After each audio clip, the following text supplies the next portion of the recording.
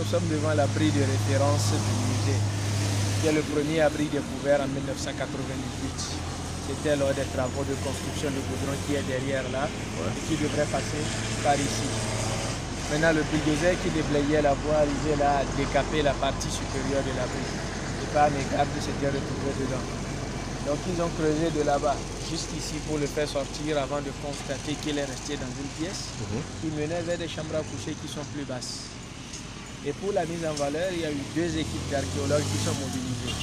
La première est venue de Copenhague au Danemark et la deuxième de l'Université nationale du Bénin. Danemark parce que c'était une entreprise danoise qui réalisait le goudron. Voilà. Et les 2 équipes ont eu à travailler ensemble dans le cadre de la mission BEDARCH, la mission bénino-danoise d'archéologie. Et c'est en fonction des vestiges récupérés lors des fouilles archéologiques dans ces maisons et après analyse et datation qui s'est rendu compte que lors des toutes premières fouilles, que c'était utilisé par les guerriers du Dahomey pour se cacher afin de surprendre l'ennemi. Mais avec naturellement le terrassement des pistes dans l'enceinte du musée, les archéologues ont constaté la présence de scories dans la latérite, ce qui les a aménagés à approfondir, ce qui les a amenés à approfondir les fouilles. L'idée de reprendre les fouilles de façon plus approfondie. Et ils s'est rendu compte qu'en réalité, il pourrait s'agir des excavations réalisées aux environs du 9e siècle au départ, donc pour les toutes premières au 9e siècle, dans l'intention de sortir les minerais qu'ils fondaient pour produire le fer. Et cette recherche sur la production du fer les a amenés jusqu'à Dogbo, dans le département du Koufo, où ils ont découvert des galeries souterraines qui fait à peu près 30 km. Et là, c'est effectivement des minerais qui sont sortis pour la production du fer. Et cette production a duré jusqu'aux environs du 15e siècle. Et après, par défaut de combustible, ce peuple du fer était obligé soit de se reconvertir à d'autres activités ou de partir avec cette technique de production.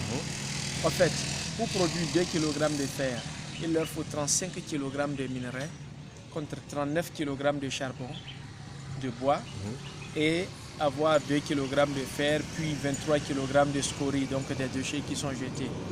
Maintenant, pour avoir les 39 kg de charbon de bois, il leur faut trouver au moins sur 100 mètres carrés de végétation, tout le bois qu'il y a là, il faut tout couper pour produire le charbon avant d'avoir les 39 kg, donc pour avoir 2 kg comme résultat.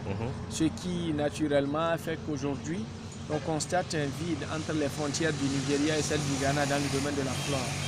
Vous n'allez plus trouver de grandes forêts avec de gros arbres dans la partie méridionale du Bénin et du Togo, puisque ce peuple du fer a eu à prendre par là.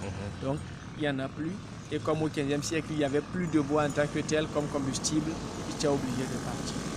Maintenant, 2 siècles plus tard, il y a eu la naissance du royaume du Dahomey, donc au 17e siècle, qui était confronté aux invasions des troupes ennemies début 18e, et n'ayant pas d'armée structurée équipée, Dahomey a adopté les structures qui existaient, en a taillé d'autres en fonction des points de passage stratégiques des troupes ennemies, où il faisait terrer ses guerriers, laisser passer l'ennemi et le surprendre. Et de là, ça a pris le nom de Ahwanto. Et ensuite, la communauté du Dahomey a taillé d'autres structures avec les mêmes entrées, mais pièces uniques qui servaient à recueillir les eaux de ruissellement et les utiliser dans les ménages qui sont appelés Sindo, puisqu'il n'y avait pas de cours d'eau qui traversait la cité du Dahomey en tant que tel. Et ensuite, d'autres structures, même entrée, mais l'intérieur est un peu plus complexe, où sont cachés les biens précieux du royaume en cas de menace d'invasion, appelé Bedo.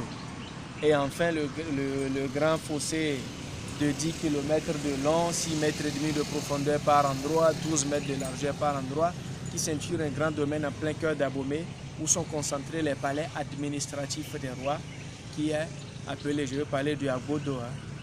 C'est le grand fossé qui s'appelle Agbodo.